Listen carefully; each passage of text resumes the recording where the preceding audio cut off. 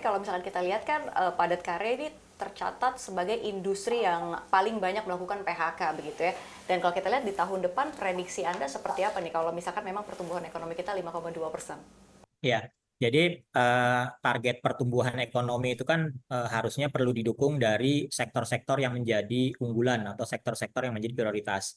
Nah, DKI Jakarta atau DKJ ya sekarang namanya. Jadi di daerah khusus Jakarta ini kan memang telah mengalami transformasi ekonomi setelah sekian lama gitu ya. Jadi dari industri manufaktur yang awalnya apa namanya cukup unggul, tapi sekarang mungkin sudah bergeser ke Jawa Barat atau Jawa Tengah. Tapi DKJ ini tidak kehilangan potensi. Jakarta tetap punya unggulan sebagai daya tarik atau minat bagi investor agar berinvestasi di Jakarta khususnya. Kalau kita lihat sektor jasa yang semakin berkembang, kemudian juga potensi pariwisata yang tidak kalah dengan daerah yang lainnya, kemudian juga saat ini marak dengan digitalisasi. Nah, ini potensi-potensi yang ke depan mungkin Jakarta akan miliki seperti itu. Jadi telah mengalami pergeseran transformasi dari sektor manufaktur ke services. Nah, inilah harus disupport dengan keahlian tenaga kerjanya seperti itu. Jadi tenaga kerja yang memang semakin adaptif ya, kemudian juga bisa menyesuaikan terhadap kondisi permintaan investor yang berminat investasi di Jakarta ini harus semakin dikembangkan. Artinya ketersediaan katakanlah lembaga pendidikan baik formal maupun informal, kemudian vokasi, lembaga kursus dan seterusnya ini perlu link and match gitu dengan kebutuhan investor di Jakarta khususnya. Kalau kita lihat tadi Jakarta ini ke depan semakin berpotensi di sektor jasa, ya jasa-jasa macam-macam, jasa keuangan, perusahaan, belum lagi sektor pariwisatanya yang juga tidak kalah saing dengan daerah lain, kemudian juga digitalisasi. Nah, ini kan memerlukan keahlian tenaga kerja yang punya kemampuan spesifik lah kira-kira seperti itu. Nah, jadi seperti apa pemerintah DKI Jakarta ini merancang apa namanya semacam pelatihannya atau dikaitkan dengan kerjasama antara industri dengan dunia pendidikan itu seperti apa tentunya ini ke depannya tantangannya seperti itu ya. Jadi bagaimana menyediakan tenaga kerja yang memang link and match dengan kebutuhan dunia usaha di masa yang akan datang, khususnya di DKI Jakarta seperti itu. Baik, tapi kalau secara nasional kita lihat begitu ya, apakah memang industri pengolahan kita juga masih menggairahkan? Ya, kalau dilihat memang di tingkat nasional ada industri-industri yang saat ini pemerintah itu memberi karpet merah yang cukup besar ya. Seperti contohnya industri-industri yang terkait dengan hilirisasi. Industri-industri turunan nikel ya, tembaga, bauksit yang kebetulan itu pusatnya bukan di Pulau Jawa ya, katakanlah di Sulawesi. Itu banyak sekali investor-investor yang masuk dan apa namanya juga di daerah lainnya di mana industri-industri itu sebenarnya mereka melakukan apa namanya keputusan untuk berinvestasi agar dekat dengan sumber bahan baku. Kalau kita lihat di Sulawesi Tengah ya, Sulawesi Tenggara, Maluku Utara, pertumbuhan industri manufakturnya itu sampai ke double digit. Artinya apa? Artinya daya tarik di daerah luar Jawa itu masih sangat tinggi.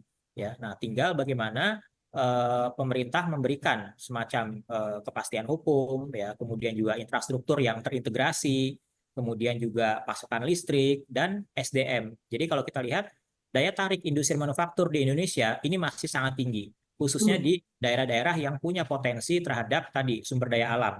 Ya, sebagai kita ketahui pemerintah kan sangat mendorong ya program hilirisasi. Nah, ini kita punya potensi yang banyak, khususnya di sektor minerba ya, dan perkebunan. Nah, kalau kita lihat memang ini yang perlu didorong dan perlu diperkuat ekosistemnya agar ya memudahkan investor tentunya ya. Misalnya kita ingin membuat pabrik baterai mobil listrik. Nah, tenaga kerja seperti apa yang dibutuhkan, ekosistem seperti apa yang dibutuhkan. Mungkin tidak hanya sekedar sumber daya alam saja gitu ya sebagai keunggulan komparatif, tapi juga sarana pendukungnya harus dipersiapkan agar investor benar-benar yakin dan pasti ingin berinvestasi di Indonesia seperti itu. banyak industri-industri yang memang tidak terpaku di Java sentris begitu, yang memang itu bisa sangat dikembangkan begitu. Nah, kira-kira apa yang bisa dilakukan DKI Jakarta agar memang juga memikat investor begitu, dan memang artinya kita tujuannya untuk membuka lapangan pekerjaan begitu. Seperti apa, Pak Ya, Hari? memang betul. Jadi kita setelah memitigasi itu memang masih dominan juga perdagangan besar kecil itu masih mendominasi di Jakarta. Kemudian apa itu makan dan minuman, industri makanan dan minuman. Kemudian yang ketiga adalah industri otomotif, maksudnya bengkel ya, bengkel mobil dan motor. Itu memang masih mendominasi tiga besar tiga besar untuk industri peluang industri ke depan. Kenapa? Memang ya kita tahu persis Jakarta ini kan banyak hotel, perkantoran, atau ya kan, otomatis industri makanan minuman udah pasti berkembang, apalagi kota Safe City.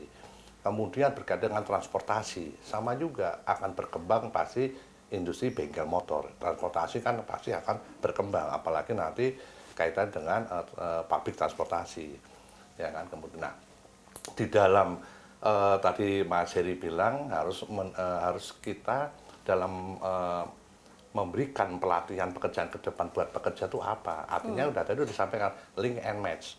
Artinya kita juga udah memberikan kesamaan sudut pandang antara dunia usaha, dunia kerja itu harus clear gitu loh. Jadi artinya apa yang dimaui kebutuhan si industri perusahaan harus kita cermati. Oh ternyata mereka pengennya digitalize, IoT apa itu, berarti kita harus pelatihannya ke arah itu.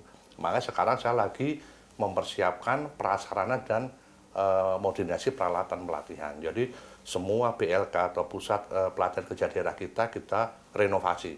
Kita perbaiki sarana prasarananya, kemudian peralatan pelatihan kita modernisasi untuk bisa mengejar kebutuhan dari si perusahaan.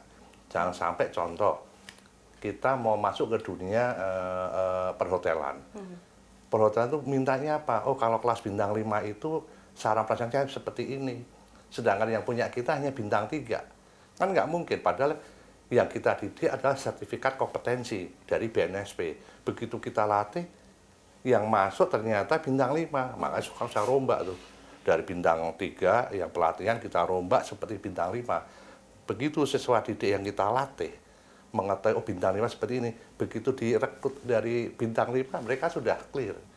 Jadi antara sertifikasi kompetensi yang kita berikan itu clear dengan kondisi lapangan yang ada. Itu dari sisi perhotelan. Belum dari sisi yang lainnya, yang gabungannya kayak barista, pastry, sama. Untuk tenaga kerja asing ya, seperti apa? Apakah juga memang masih diperlukan untuk membuat Jakarta ini menjadi kota global begitu? Ya, nah tentunya ini dengan Undang-Undang DKJ ini kan kita dapat kewenangan untuk mengatur tenaga kerja asing. Otomatis ya kita pilah-pilah mana yang memang transfer knowledge dari tenaga asing, mana yang memang harus tenaga lokal. Kita juga sebenarnya nggak kalah sama tenaga asing. Asing ya? Tenaga lokal itu juga canggih-canggih. Coba kita kemarin mau mengadakan barista internasional.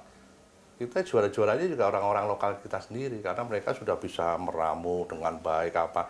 Kalau dibanding expert, contohnya ini di dalam dunia barista ya itu, belum nanti di apanya gitu, di F&B-nya atau apa ya gitu, atau chef-nya itu kan kita juga bisa melatih. Jadi artinya kita tidak takut dengan adanya tenaga asing, tapi kita justru mendidik, kalau bisa ya transfer knowledge aja dari tenaga asing yang bagus, kita ambil ilmunya, kita didik yang lokal menjadi lebih baik.